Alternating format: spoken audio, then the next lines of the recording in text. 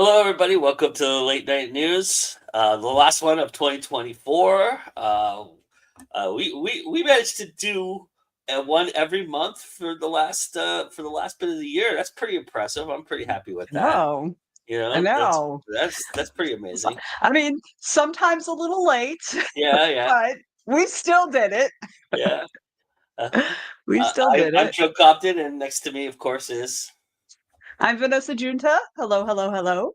and Anita's here to say hello. Hello, Anita. Nice to see Oh, you. yay. Hi, Uh, Anita. Well, Anita will be mentioned a little bit later in the program because It's true. we've got something going on. But Yeah. uh, we've got we got some stories to talk about tonight. One update on a story that we've been working on for a long time, Years. and and then of course somebody had to be stupid as usual. So that's where we're going to go, and then Seal Cannon has a great marketing tip for those of you who are just starting on Blue Sky. She's going to run you through it and give you some pointers. So it's really wonderful. I've already seen it, and obviously, and it's really good. So can't wait to show it Hey. to you, all of you, and then we'll talk about we'll have a little fun and talk about what we thought were the biggest stories of 2024 and kind of go over that, and then make our predictions for 2025 as we normally do at the end of this year. All right. So our opening story, our lead story, our top story, the we have some dudes, some bros who've Tech decided dudes. to Tech get into the bros. publishing game, and a new publisher that has claims that it aims to disrupt the books industry by publishing 8,000 books in 2025 alone using artificial intelligence. The company we're referring to is called Spines. They were founded in 2021, but published its first titles this year. It is a startup technology business which, for a fee, is offering the use of AI to proofread, publish, and distribute books. The company charges up to about 5,000 a book, but it can take just 3 weeks to go from manuscript to a published title. Spines recently secured 16 million in a Series A funding run and claims to have so far published 273 titles since September of 2024, 33 of which were published on the same day, and none of which I found on any reliable retailer, just so you know. We want to publish up to 8,000 books next year. He said that the goal is to help a million authors publish their books, said Yudhada Diva, the CEO and co-founder of Spines, and they are saying they're a form of self-publishing, that authors would pay between 1,200 and 5,000 per book and would retain all royalties and rights. The profitability of the model could potentially affect how authors whose primary source of self-publishing uh, goes through. And according to a 2023 study commissioned by Ally, the median income of authors who spend most of their time writing and publishing was $12,749. That has a lot to do with the idea that they're trying to mask the fact that this is a vanity press. We'll get more into that here in a Mm-hmm. second. Yep. Some of the biggest traditional publishers, including HarperCollins, Sage, and Taylor and Francis, and blah blah blah, Simon and Schuster, their openness to AI, which could negatively impact employees in such roles as editor, proofreaders, and cover designers, is starting to ramp up. Although I will to credit HarperCollins, I know this for a fact. HarperCollins just did a revamp of their entire system and have rehired a bunch of people that they had originally let go of, and now are bringing back more jobs. They have actually posted more jobs out there for people in that role. So I don't know how true to form that is for that particular part of the traditional publishing world. Uh, Neve says we're not here to replace human creativity. Here, I made a little graphic, so I'll put it up. We're not here to replace human creativity. We're focused on books that are written by humans who are looking for the most efficient and up to date way to get their manuscript published and distributed worldwide. For those of you who do not know Mr. Neve, he was a wannabe author who tried to get published the traditional route, tried to get an agent with a fictional book that he wrote, and then also he had a nonfiction book, both of which he tried to shop. both of which failed miserably. To get any look at anything, he got a bunch of rejections and stuff like that, which happens. We're not going to fault him for that. But then he decided he was going to go self-publishing route, started Neve Publishing, and has since published 130 titles in Israel. And he supposedly did it wide. However, I will say when I looked them up, and I was telling Vanessa this off the air, that I was only to find 3 or 4 of them on Amazon, all of which were very, very much in the vein of where we are as self-published authors, or some of us who have had not as good luck as self-publishing. They were all probably about 12 to 10 reviews each, all of which had the same person reviewing them in it. So all were in the 300,000 ranking of Amazon for the most part. So now that being said, the viability of how he publishes and who he is, that's not a question here. What is really a question is the idea that they're not alone in stirring up the industry with AI. Microsoft is also venturing into publishing, and it's launching its imprint 8080 books in an effort to shorten the gap between manuscript completion and publication. Both sides of the publishing world, writers and publishing employees, express skepticism and dismay about the announcement online. These aren't people who care about books or reading or anything remotely related. Author Sui Davies Ungabawa said in a post on social media platform Bluesky, these are opportunists and extractive capitalists. And along with them, they have also ByteDance, which is the TikTok platform that announced they'll be selling print books in their bookshops early next year. And they have another imprint that they've now adjusted called 8 Note Press. And, basically he's saying those disappointed authors can turn to vanity publishing and pay between $10,000 and $50,000. So the cost is where he's justifying the difference between them and vanity pressing, or going the route of self-publishing where it requires expertise in each task, as designing the cover, marketing the book, and on and on. This process can take up to between 6 and 18 months. You haven't met some of my friends, Mr. Neve. Using technology streamlines the process of publishing a book and allowing the author to focus on what they do best, write great stories. They're leveling the playing field for any person who aspires to be an author, get published within less than 3 weeks at the fraction of a cost. Our goal is to help 1 million authors publish their books using this technology, the representative said. So there you go. That's the lowdown, and I'm giving you what they're telling you out there. Before I rip into that. Yes, that part right I'll there. leave that up Anita. there. As Vanessa, the soapbox is yours, my friend. So please. There's so much wrong with this. So obviously, Anita's 100% right. This is a vanity press. You are paying them money to publish your book, except they're not actually even doing any work to publish your book. Right. They're just putting your idea into AI, letting it spit out a story, let AI edit it, and then let AI format it. And then they're just going to upload it to probably just one of those one-stop shop places that let you upload it everywhere, right? That's all they're doing. That is literally all they're doing. If you want a story written by AI, do that yourself. They're going to make their cover with AI. But here's the bigger issue. I mean, that's already a huge issue. But the courts have already ruled in the US, or not the courts, but the Copyright Office in the US has already said that if a story is written by AI, it cannot be copyrighted. Period. Shoop. End of story.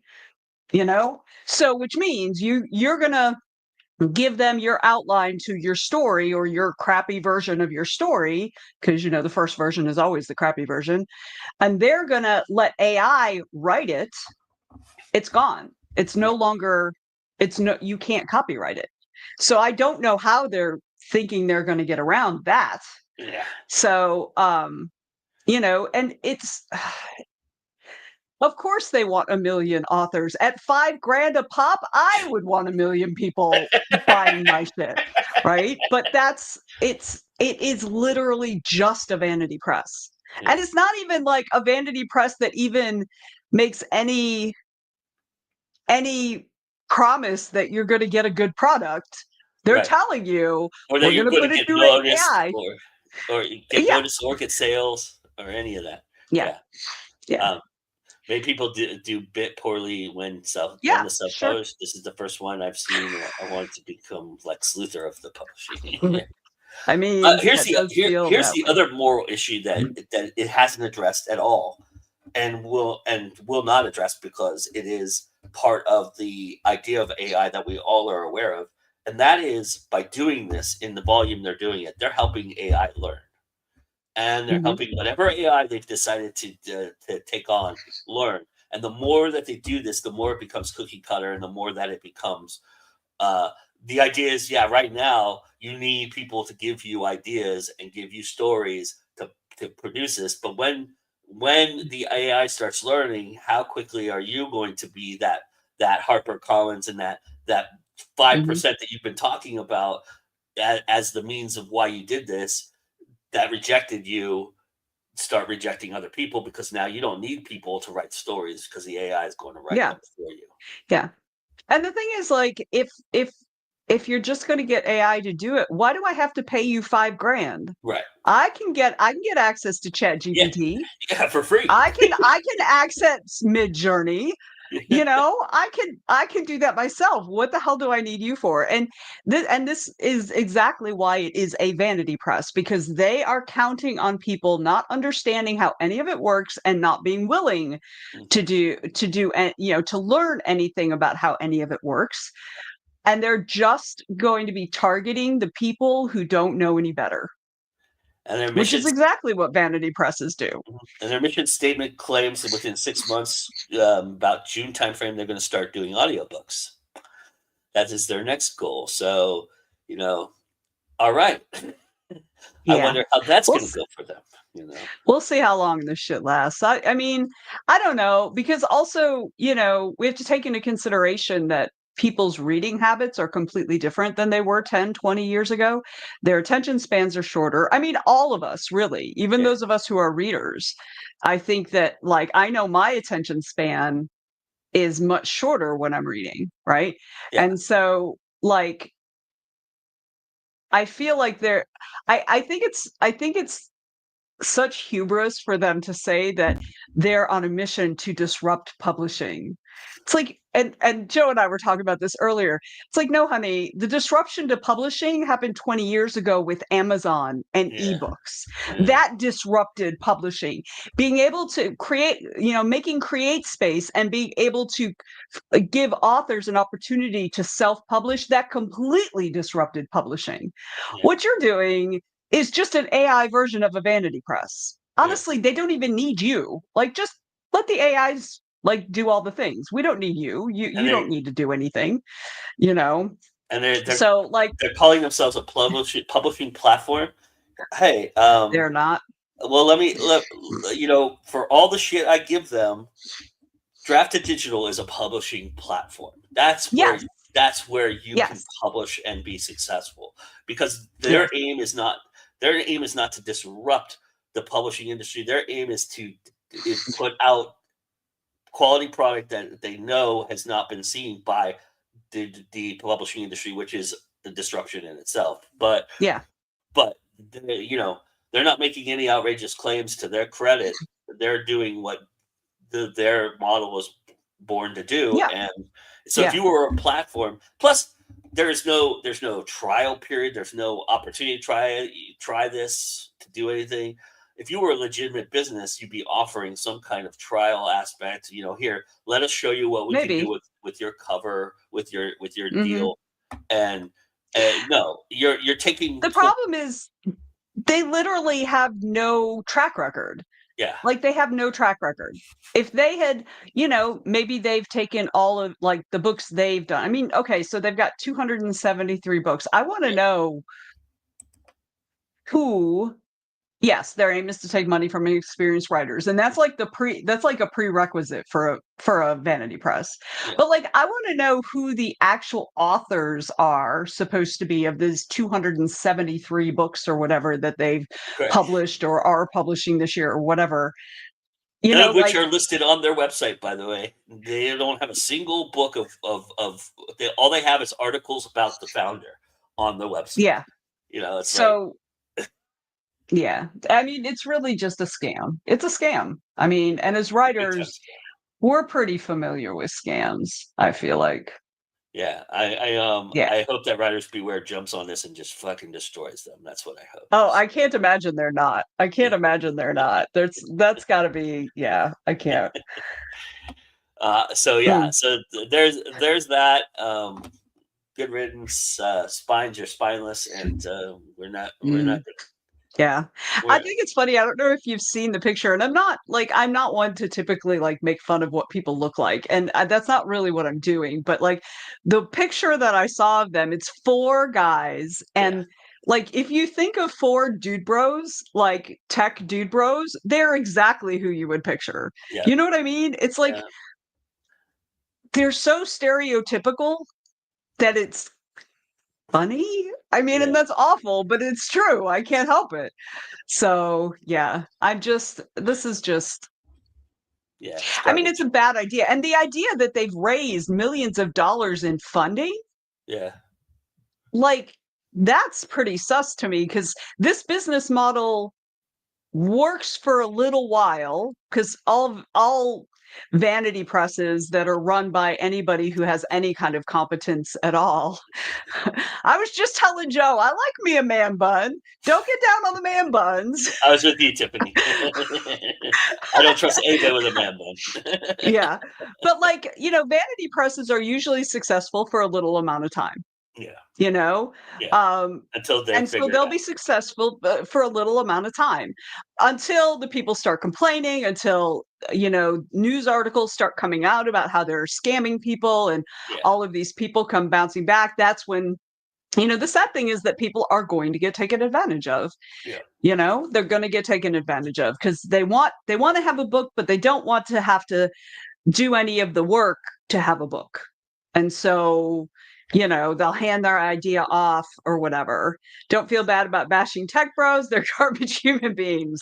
I mean, that's the truth. yeah. I have never met a tech I bro think that I think I wasn't think the whole aim of this is awful. I think the whole aim of this it has no bearing on humanity either because I think what they're trying to do is they're trying to basically turn this over and make money from the idea of it or the technology of it. They'll Yeah. sell it off, make $1 billion, and go do something else.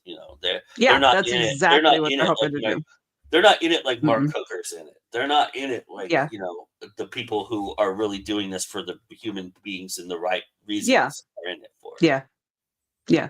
And they're not even doing it because they're authors. Mhm. Because if they were authors, they wouldn't be doing this, if that Yeah, makes sense. totally.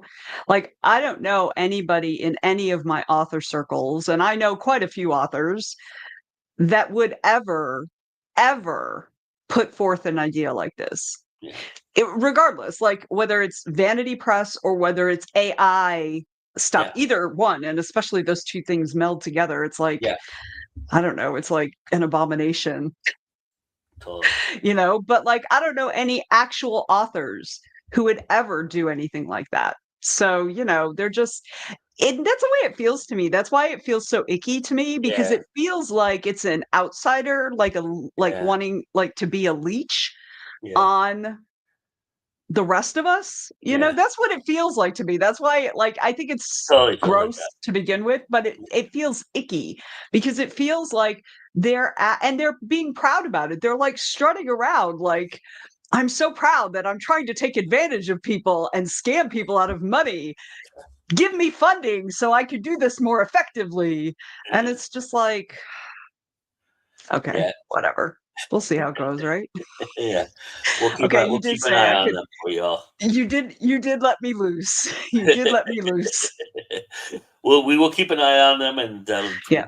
we'll see if we have an update in 6 months where they are at and who they are. But Yeah. Yeah. so we've been covering the Speaking of story. updates, Was that? speaking of updates, Yeah, we've been covering the story for a while. In fact, I think it might have been one of the first stories that you and I did together on this program. maybe, yeah, I think so. Um, A couple of years and ago. there's been quite a few lawsuits lately aimed at the publishing industry, and Mhm. this was about the Internet Archive, right? This is that Mhm. one, Yep. yeah. Yep. So Vanessa has an update on this trial that's been seemingly going on since forever, and Yeah. yeah, So some interesting updates. yeah. Okay. So this trial. The original lawsuit was summer of 2020, because the Internet Archive. They've always done this sort of digital lending library kind of thing, but there were guardrails around it, right? There were like they would only ever like lend one copy, Yeah, and then when somebody returned it, they would lend another copy, which is how libraries are supposed to work anyway. But when the pandemic happened, the Internet Archive let go of that because all the libraries and schools and stuff were closed, right? yeah, But what that ended up doing was it ended up kind of jump starting the publishers, because the Internet Archive was always they always had a problem with it because they do violate copyright. They buy a yeah, physical copy and then they scan it, they digitize it, and then they lend that out. yeah, So, while they do copy one, or they do buy one copy, that it's problematic. At any rate, so a bunch of publishers got together, Hatchet, Penguin Random House, Wiley, a couple others, and sued the Internet Archive. All right. So in March 2023, there was a summary judgment ruling where the judge said, yeah, that's copyright infringement. You yeah, can't do that. Like, it was very, like, yeah, he was very, very clear. So, of course, the Internet Archive appealed, which is their right, absolutely. And then in September of this year, the Second Circuit Court of Appeals upheld the original trial judge's ruling that it was indeed copyright infringement. And so the Internet Archive had until December 3rd to file an appeal to that, and that appeal would then bump the suit up to the Supreme Court of the United States. yeah, But their deadline was December 3rd, and they did not file. And on December 4th, they put a statement on their website that says, "While we are deeply disappointed with the Second Circuit's opinion in Hatchet versus Internet Archive, the Internet Archive has decided not to pursue Supreme Court review. We will continue to honor the Association of American Publishers agreement to remove books from lending at their member publishers' requests." The Post added that the Internet Archive would continue to work with supporters to advocate for a future where libraries can purchase, own, lend, and preserve digital books. Unquote.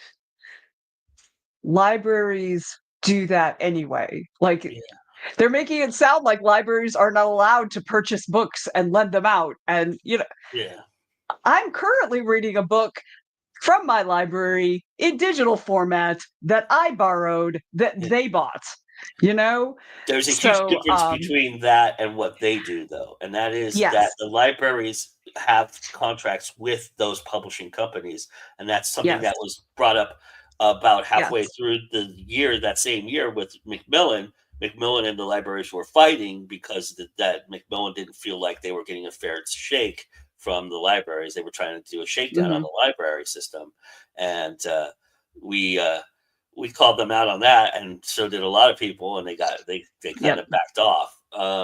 yep, And so that's how that works. The internet, it's a nice idea, and it's a nice idea for one reason, to reach the people can't who can't get to a library, who yeah, don't know how to access a library. Also, for people who um, you know, or can't afford to buy the book, right? Or something to that effect, right? And That's what libraries are for, yeah, right? and That's exactly what that's the libraries are nice for. idea, right? And so they just did everything wrong when it comes to running a business like this because you Mhm. have to get the permission of the people who publish the fucking thing because if you Who don't, own it. Yeah. It's just like, "Oh, there's a car parked on the street right there. Let me get in it and drive around in it." It's like, no, you wouldn't ever think that you have the right just because you can physically see the car on a public yeah, street. You would never think that you have the right to drive that car wherever you want. It's the same thing. yeah, You go to the owners, you ask them permission. If they give you permission, you go ahead and do the thing. And if they don't give you permission, you fucking don't. yeah, yeah, It's the same thing. yeah, Yeah, they need to Google Overdrive. That's exactly yeah, right. And the thing is, like, the agreements that the libraries have with publishers is, especially with digital copies, like, obviously with a physical copy, as it's checked out more and more, it degrades, right? right, So they at some point have to replace it anyway. yeah, With a digital copy, obviously, you don't have that problem. So it's built into the contract that they can lend it out X number of times. And after that, they have to buy a new copy and they get discounts. yeah, So, it's not like it's super onerous, no. it's like, Now, I I don't know, will say there is a fundamental disconnect between traditional publishing and the library system. everything else. Yeah. Well, I mean, it's the library system especially. I mean, there's got to Mhm, be some kind of humanity. I mean, we're losing our humanity day by day here and our civility, and there's just got to be mhm. some approach to humanity that involves traditional publishing and a system in which more people are seeing what they're doing.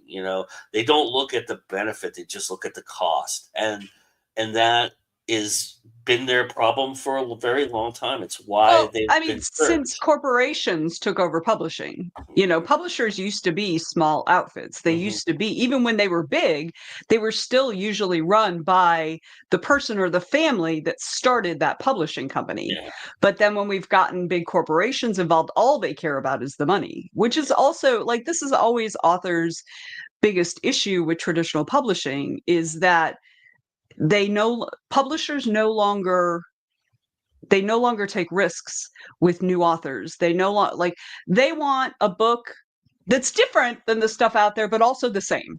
yeah, They want it the same, but also different, like, yeah, and so like the voices that are outside of that narrow, alleyway that they want to keep books in, the voices that are out here never mhm, even really get a shot, and that is both marginalized voices but also people who just write things that are weird or yeah, different, yeah. or they look at the world from a different Well, they perspective don't want to follow regardless the of what that rules. is. They don't want to follow these Yeah, stupid rules that have been given. These stupid yeah, trope rules and things of yeah, that nature. So yeah, but yeah, yeah, so I like the idea of having sort of a centralized library mhm, that you don't necessarily need a library to your local card and you can get access to lots of things, mhm, because one of the natural um natural limitations of a library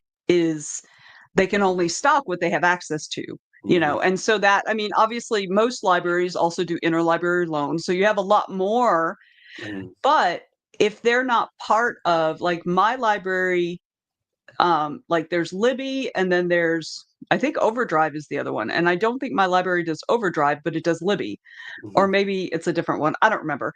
So, like, all the books that are on this system that aren't on this system, I don't have access to, you know? mhm. But so, it's kind of, I like the idea of sort of a centralized I will say. I will digital say too. library that Mhm, yeah, no, that I more agree. people can get access to, but yeah, Yeah, this is not the way to something go, though. something that Amazon would have benefited from if they had thought they had any foresight. But again, they're just corporate greedy, so it doesn't really matter.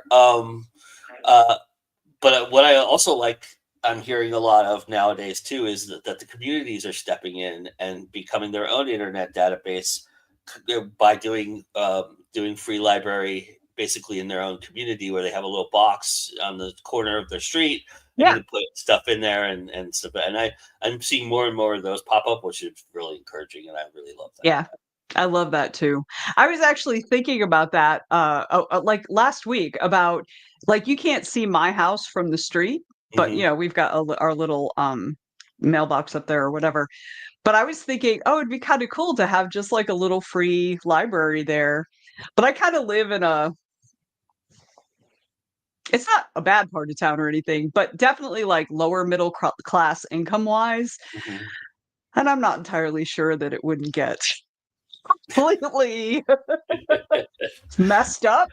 I don't Uh, know. somebody Maybe. needs books that badly. I mean, I mean, yeah, but just like don't ruin my little house yeah. for them, So That's, yeah.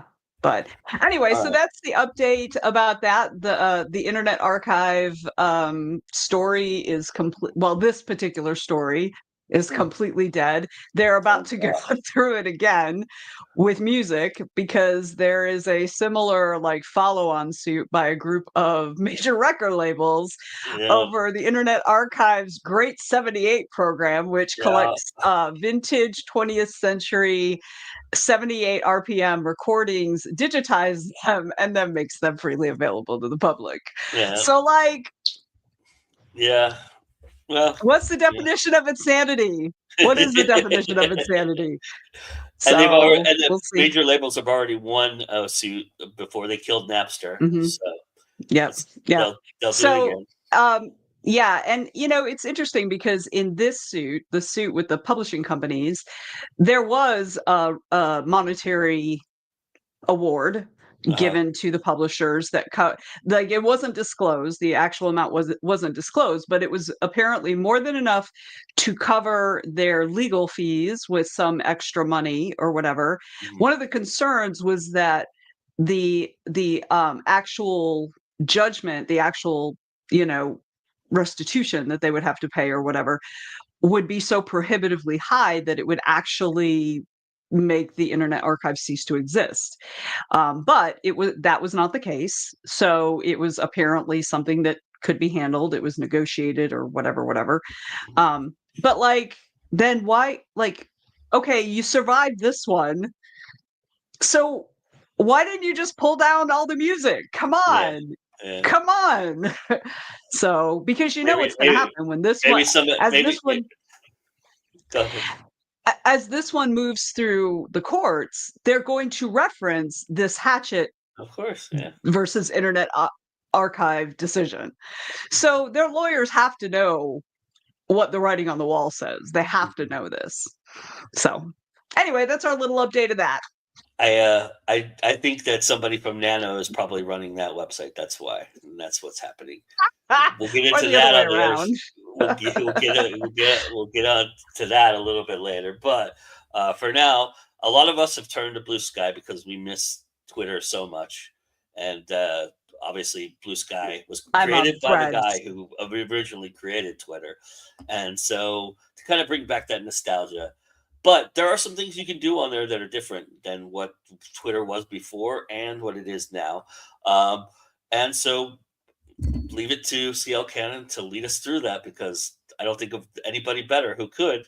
And she's got some really great stuff here. So everybody, so enjoy that, and we'll be back to talk. We'll be back with our best of 2024 and 2025 predictions. Hey guys, CL Cannon here from Fiction Atlas Press, bringing you another monthly marketing tip. And today, I want to talk to you about Bluesky and how to get started on this exciting new platform.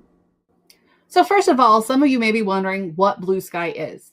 Bluesky is a social media platform developed by Twitter CEO Jack Dorsey, and many are calling it a Twitter alternative. And it acts very much like Twitter of old, which, let's face it, is pretty refreshing. So why are people flocking to Bluesky, and how is it different from the now X'd out Bird app? And here are a few reasons.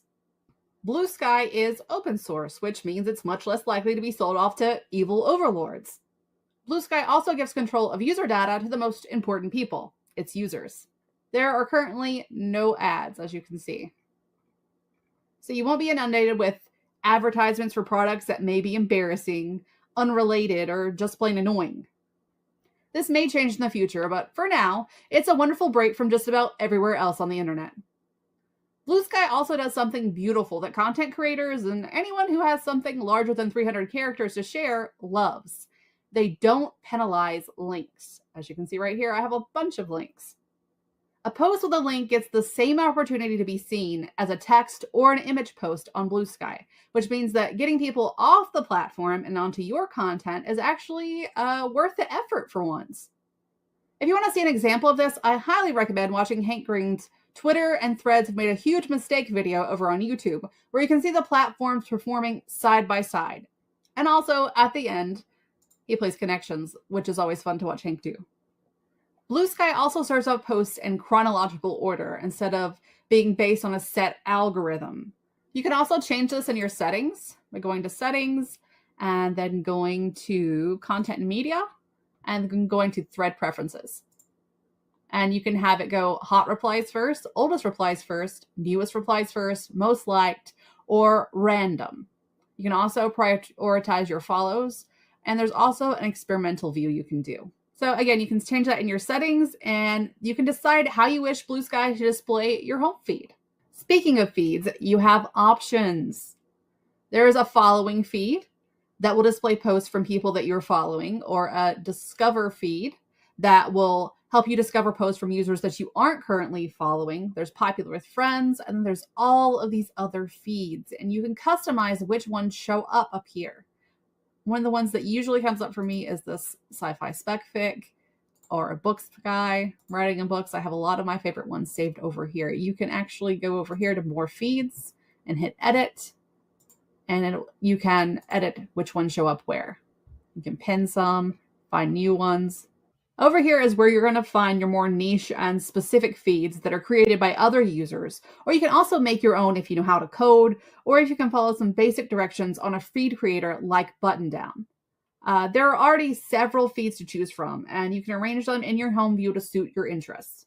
Unlike the Bird app, Bluesky has content moderation that is fair, with the ability to block a user or report harmful content and have something actually done about it. Currently, if you block someone on Twitter, yes, we're never calling it X, that person can still see all your posts. And while they can't interact with you directly, they can interact with your followers and your commenters, which really kind of defeats the purpose. Need some place to get started? Well, you're in luck, because Bluesky has this very handy feature called starter packs. I've already made a few myself and find them incredibly helpful in trying to find and build your tribe. Here's one that I made. Starter packs are a collection of up to 150 users who share a common interest or goal. And anyone can make a starter pack, and it can be for anything. I have set up an indie authors starter pack, as you can see here.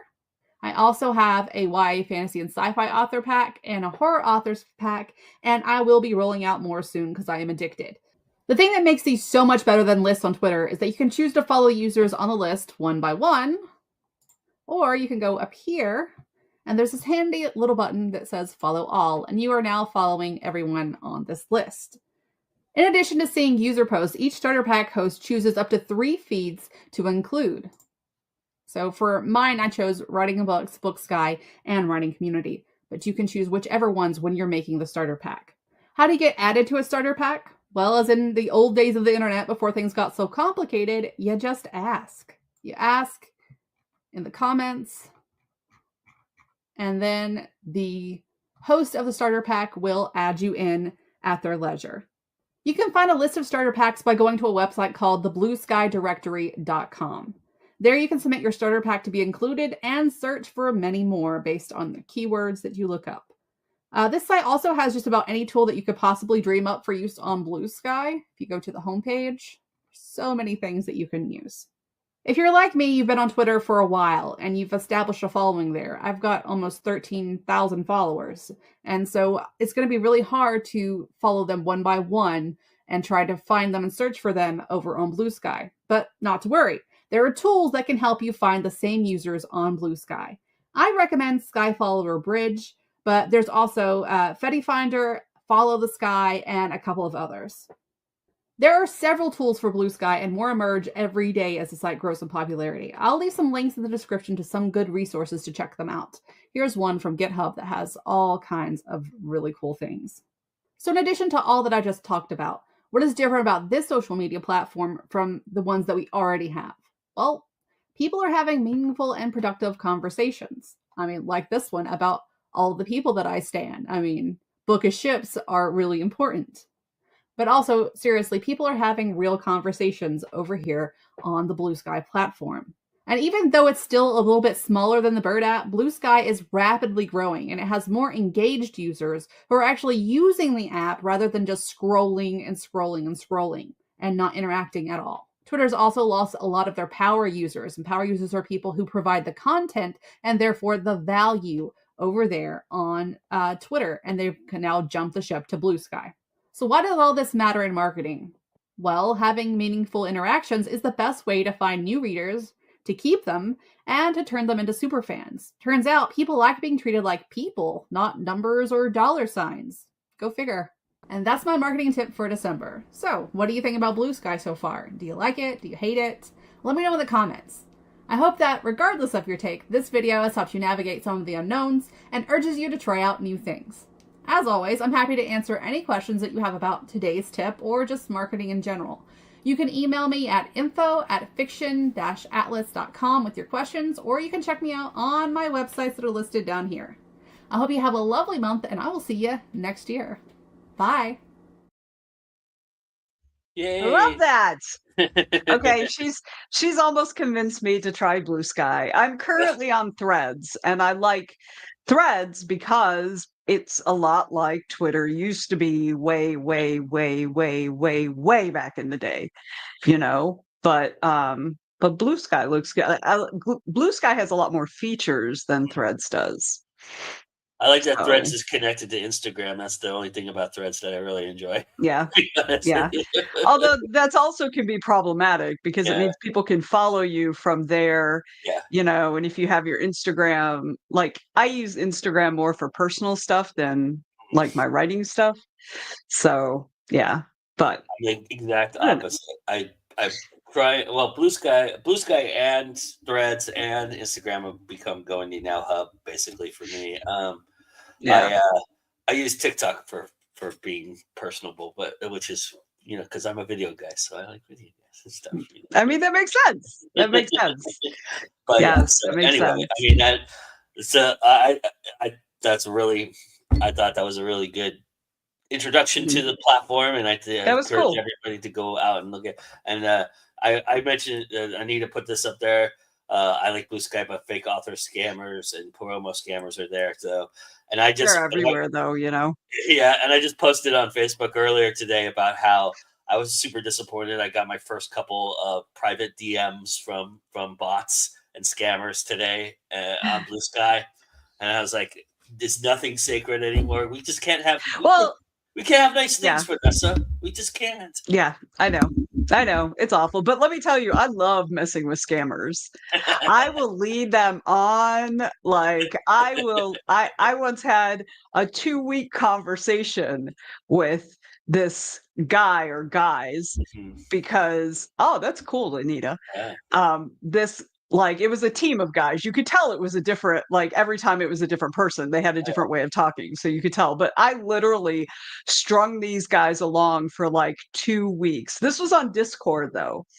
But 2 weeks I strung them along. I was copying and pasting my conversation to friends in a Discord so that everyone could enjoy it. So, yeah. I like just fucking with them.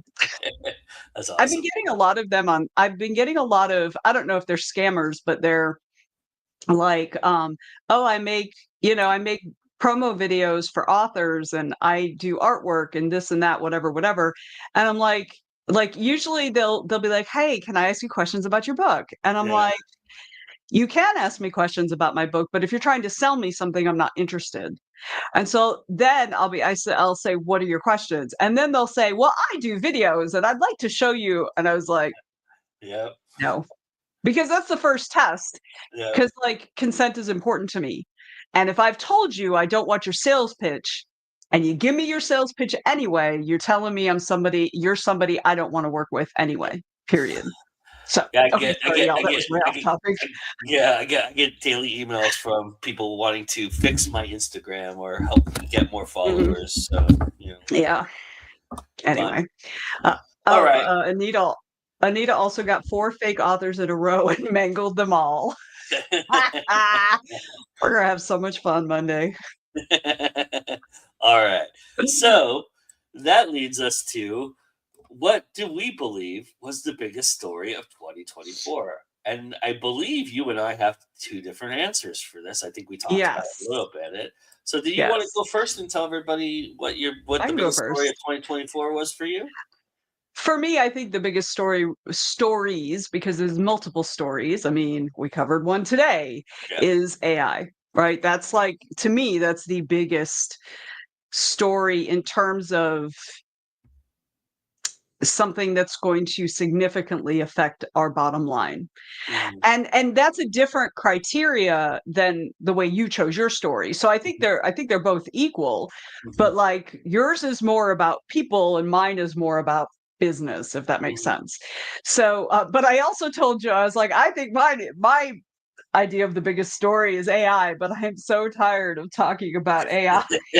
Yeah, that's the thing about it, right? It's like it's the Yeah, same thing over and over again. People it's disappointing us. exhausting. Yeah, Yeah. I mean, So we speaking of people disappointing us, that did. leads straight into yours. Yeah. So my biggest story of 2024 was the organizations that have basically crapped the bed and decided that their structuring needed to remind us of where we stand within their structuring, which I think is just horrible. The Romance Writers Association, the Hugo Awards, the NaNoWriMo, Nano. you know, Yeah. all of these Nano was a implosions big one. groups, I think Nano was the biggest one because because it it imploded big time. yeah, right. I mean twice, not just once, Yes, but yes, twice. But it also Nano has such a place in so many people's hearts yeah. It that was it was an very, emotional betrayal as much as anything else, you know? yeah. So many people were emotionally sort of devastated by the things that happened with Nano, you Hmm. know? So even beyond like RWA, yes, and Hugo's, yes, but those are all niche, right? Those are all Hmm. genre specific, Hmm. especially, so people who are like writing science fiction, they don't care about what happened in RWA. Yeah, People who are writing romance don't care what happened with the Hugos, yeah. right? That doesn't affect them. Even though they were But I don't fairly similar in what happened to each of them. Right. But it didn't affect those other but Nano, I don't know. I'm not going to say I don't know any authors who haven't done Nano because I do know authors who haven't done Nano, but most authors, I think, at least at some point have done Nano, or there's something about Nano that brought certain people into their lives, or made them realize they could write a book or whatever. And I think it has such an emotional root in so many people that when it blew up the first time and then the second time, like by the time the second time came around, everybody was like, all right, Yeah, we're done. you had your chance, we We're done. done now. Yeah, We done now. yeah. I So think, and ironically, it was about AI that imploded So the we second both, time, yeah. yeah, So we both have yeah, a little fucking stake in AI, this. man. Yeah. The Fucking thing AI. about AI that uh, uh, was funny was the terms of service stuff we were doing. We must have done one of those stories every month for the first 6 months of the year, and we decided at a point, you and I, that we cannot do any more stories about Yeah. AI. And Unless it's something like really important, really big or whatever, yes, we just can't do it anymore. It just dominates everything. yeah, Dominates everything. I'm just so tired of talking about AI, y'all. I mean, it needs to be talked about. I'm not saying it shouldn't be talked about. I'm just saying I personally am really tired of talking about AI. yeah, and So, I think the thing about Nano that is also disappointing is that it was a structure that was taking on life of its own within communities. Apart from its main purpose, right, from the main goal, there's always these little groups that started, and mhm. authors that Yep. have become lifelong friends because they went to their local cafeteria, their local cafe, their local coffee shop, and And did a grandma write-in. stuff. Yep. Yeah. And But I think that's very similar to what happened with RWA too. RWA had that too. They have local chapters that became very like like RWA was the local chapters, especially, that was the boots on the ground. And Nano, like those are very similar. It's mhm. very similar And as in far those as the two Hugo Awards groups. go, I am shocked that it hasn't been brought up 20 years ago. I mean, this nastiness has been going on for generation after generation of the Hugo Awards, and now we're finally just fed up with it. But it's like it's come on, That's you're, a you shame too. yeah, you're not recognized. I mean, there was a time that you recognized women as authors. Yeah, yeah. I mean, Mhm. but this has been an ongoing thing with the Hugos for Yes, what, a yes, decade, yeah, 12 years now, yeah, something like that. Go back to the sad puppies, rabid puppies, all yeah, of that. yeah, It's just uh, I don't know. It's yeah. it's a shame because really all of these organizations could be doing such good. I mean, they've all done good, Well, to some think about the extent. level Like of they've all protection done they good. offer. Huh? Think about the level of protection they offer indie authors right now, and what we need right now, because we're about to head Mhm. into a tumultuous time period for people who are free thinking and free will, For and everyone. yeah, Yeah. and so the amount of protection and the layering that they offered, the comfort that they offered, the camaraderie that they offered, that's all been dismantled now, and it's Yeah. sad because people don't have Yeah. anywhere to go, you Yeah. know, and that's tough. Yeah. That's a hard part Yeah. about it. So, I all right, agree. so now let's to the fun part. Oh my God. I've got nothing. Our 2025 prediction. Well, here I'll let you think about it for a second, because I'm going to put up Courtney's, because I asked Miss C.L. Cannon to give us her prediction for Oh, 2025, good. and this is what she said. I predict that we'll continue to see more authors going wide and going direct with their own Yes. storefront. We'll also see more special editions with bespoke options like sprayed edges and foiling becoming the norm. I Mhm. expect audiobooks to continue to rise in popularity, especially those with full cast or duets. So Yeah. that, I don't that like was, full cast audio. I don't like yeah, it's different kind of people. it's a I little like just strange. having a reader. Yeah. Yeah, I mean, it's okay.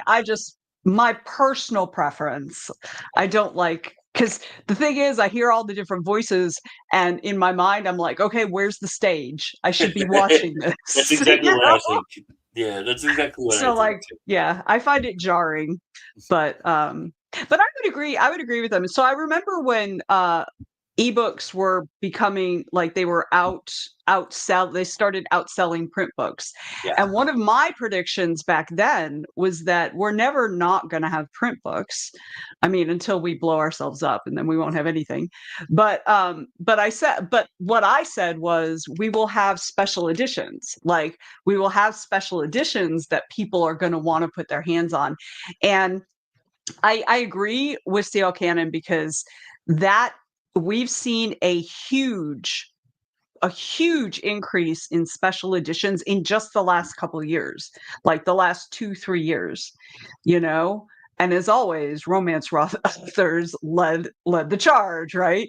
yeah, Romance, and like particularly like paranormal romance authors, they led the charge. They are the first ones. Romance authors are at the forefront of every author related thing, like technology and thing, like they are at the forefront. They were early adopters of ebooks. And I'm not a romance author, y'all. I am not trying to like prop anybody up, except I'm giving props where it's due, mhm, so but I agree. I think special editions are still going to increase. I also agree, particularly with direct sales being a thing. mhm. I think that is going to continue. Um, I feel like in person, maybe not in person, but at least connective events, whether it's in person or online. I think those are going to continue to grow as well. All right, you want to hear mine? Yes. My prediction for All of 2020. it's gonna blow.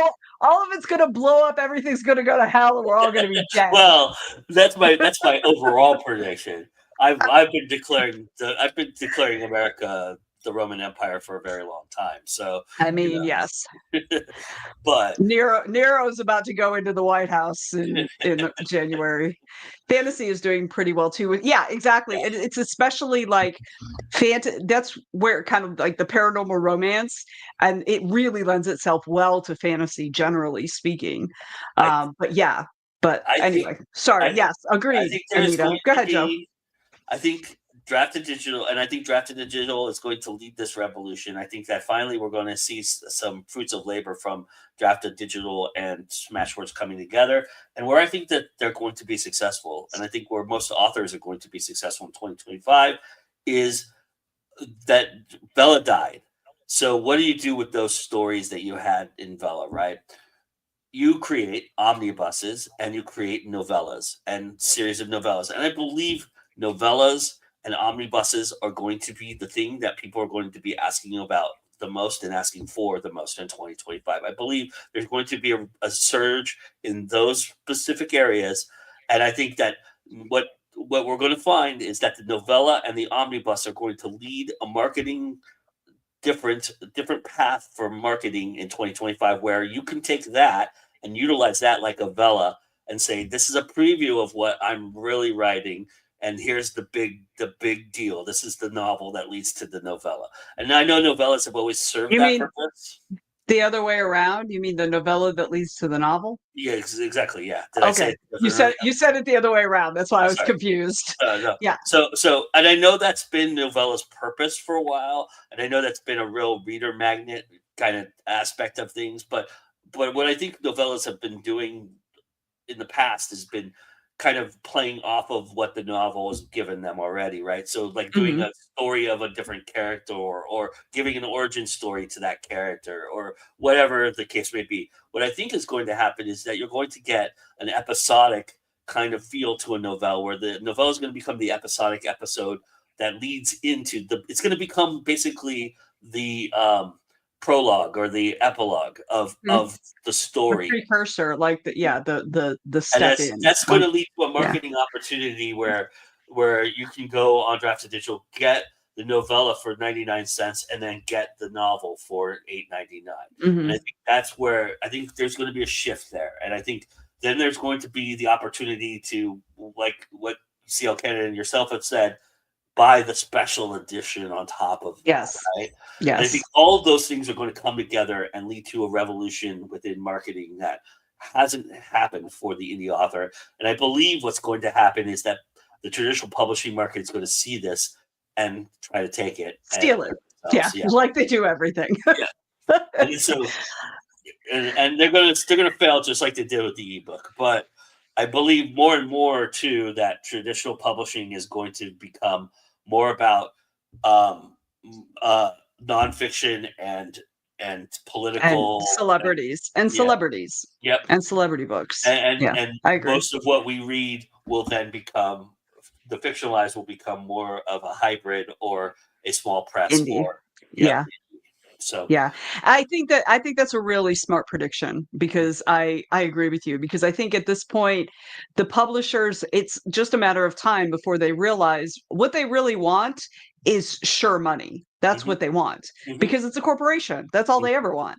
They just want sure money. So self-help books, cookbooks, like you were saying, nonfiction, politics, which also falls into nonfiction, and then celebrities, to an extent, but to an extent, and depending on where you watch your politics from, Well, right, but like we're talking books, and generally speaking, if you're writing about politics, it is nonfiction. Yes, no, I agree with you. Like if you watch certain certain channels, it's definitely fictionalized. It's a dramatized version. So, but they're gonna want all of the, like, within the author community, they're gonna want the big names, but they're also gonna want celebrities, like, different people have, like, Jimmy Kimmel just came out with a book, and like, all these celebrities, and that's sure money. Like, that is guaranteed money. It's going to sell, so the rest of us who are not big names are going to stand even less of a chance of getting in the door. At some point, the publishing companies are just going to stop trying to fake it. They're just going to be like, you know what, we don't care about the authors at all. We just really want the money. So we're just going to put our efforts into all of these big names, and that's it. We can't compete with the indie community anyway. So we're just going to stop trying. And honestly, and the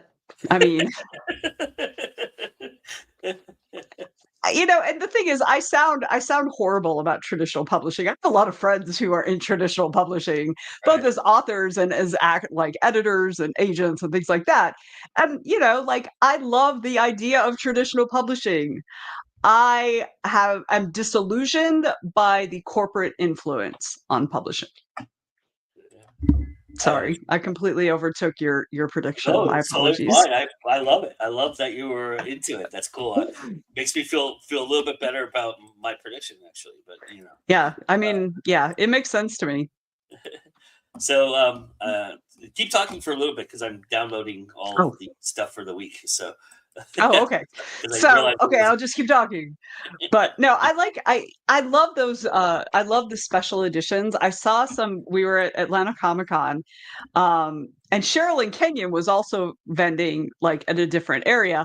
And there was this one author that was kind of part way between us, and she had the most beautiful books. Like, she had this beautiful designs on the edges of the pages, and you'd open it up, and, like, the first chapter would, like, have all of like this picture kind of behind the top sort of quarter of the page and stuff. And it was just gorgeous. It was just beautiful.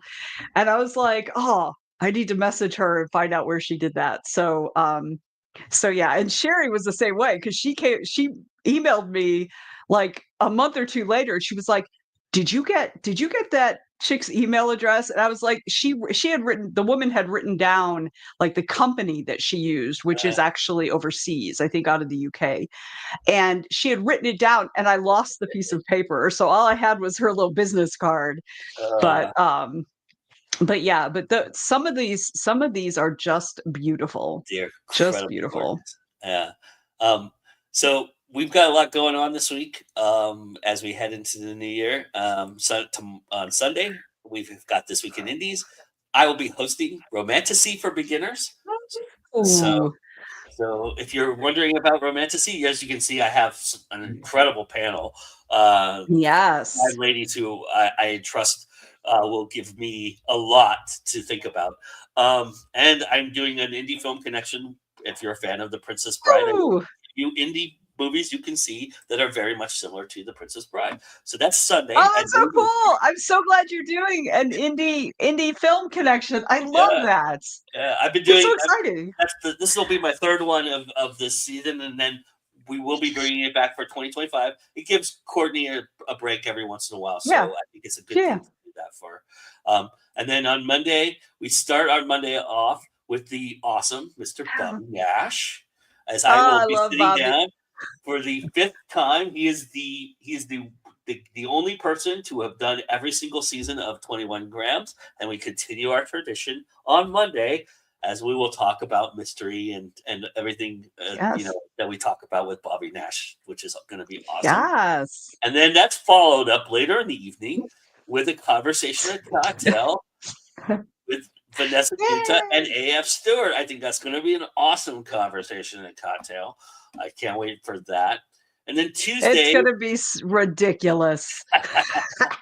And then Tuesday, we'll be making up a show that we didn't get to do on Thursday. So we have Mr. Brian Grover joining Juliet Rose for First Time for Everything on Tuesday. And then Thursday, the following Thursday, which I haven't done the graphic for, so it's not here. CL Cannon will be the season finale of First Time for Everything. So she'll be joining nice. Nice. Juliet on Thursday. So here's a funny little piece of trivia. Bobby Nash was my very first guest on A Conversation and a Cocktail. There you go. Yes. Yeah. Bobby Nash. He's so awesome. I love him so much. Bobby Nash is one of my favorite humans to talk to on the planet. And so, yeah, I'm real excited about that. Yeah.